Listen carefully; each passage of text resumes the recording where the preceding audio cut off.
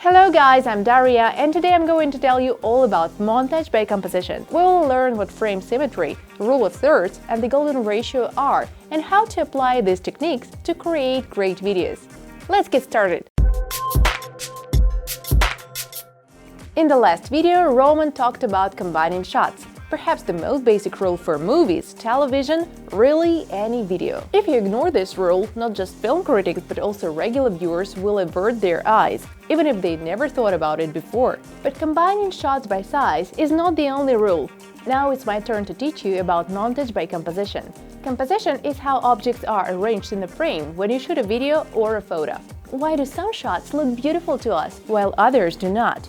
Maybe it's some kind of magic. In fact, there are some fairly strict rules. Today we will consider the most basic of these. Symmetry. When you first pick up the camera, your instinct is to place the main object in the center of the frame. You think it'll be the center of attention if you do this. This technique is used both in movies and on television, but it's not the only option for composing a frame.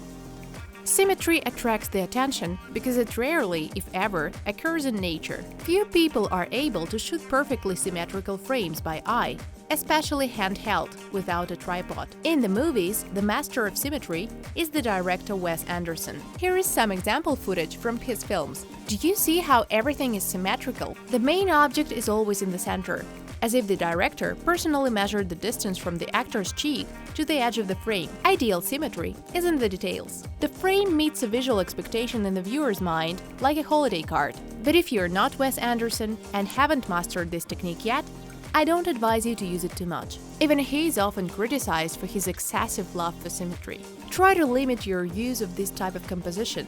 Save it for key moments when you need to place a strong emphasis on the object. If you overdo the symmetry, it will distract the viewer from the story you are telling. The rule of thirds.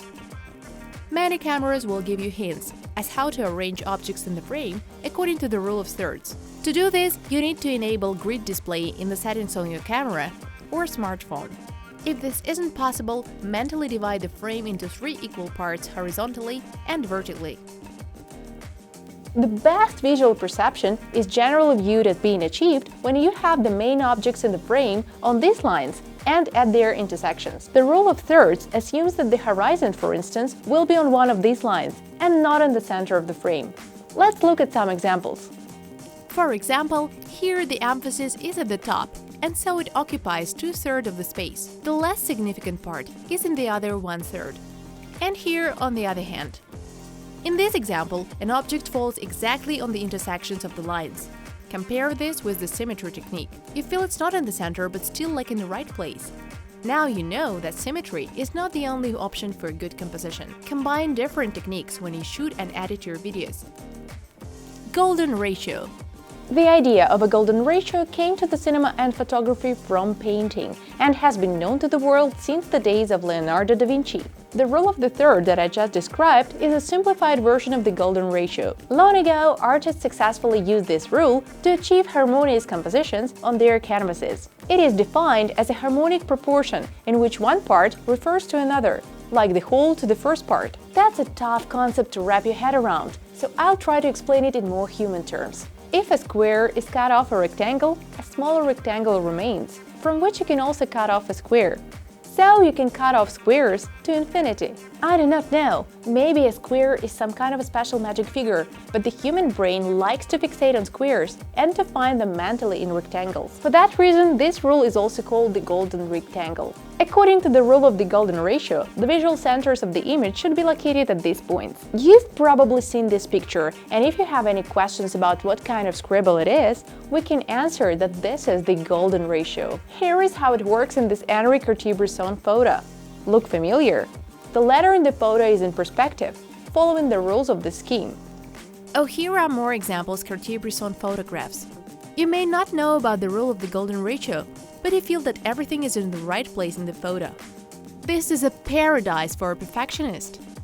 But now that we know how it works, we can mentally construct lines. Everything converges. Now let's show what will happen if we ignore the rule of the golden ratio in this video example. Here are the shots where Roman and other objects are located strictly along the lines and points, exactly as Leonardo da Vinci proposed. And here is almost the same scene. but the objects and shooting point have been moved a little. Do you see how things have changed? Let's compare the two options. Which one do you prefer? Personally, I would choose the first one, without a doubt. Hooray! Now we know about symmetry in the frame, the rule of thirds, and even the golden ratio. But that's not all. It's time to talk about how to use this knowledge about composition, not only when you're shooting, but also when you're editing. How to edit by composition? Let's say you decided to shift away from ordinary symmetry, and for greater expressiveness, or for the appearance of some new significance, you place the main subject in the center. You may have a problem during the editing. How to edit two frames if one of them is the main object? Well, in our case, it's Roman. What was I talking about?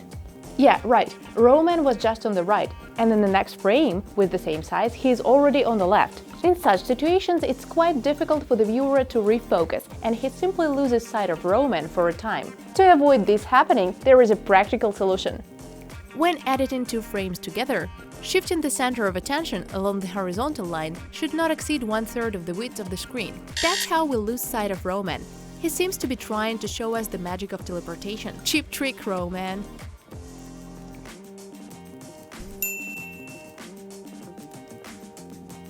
Less frequently, the object might be displaced vertically, but the same rule applies if that happens. Try to use these tips in practice.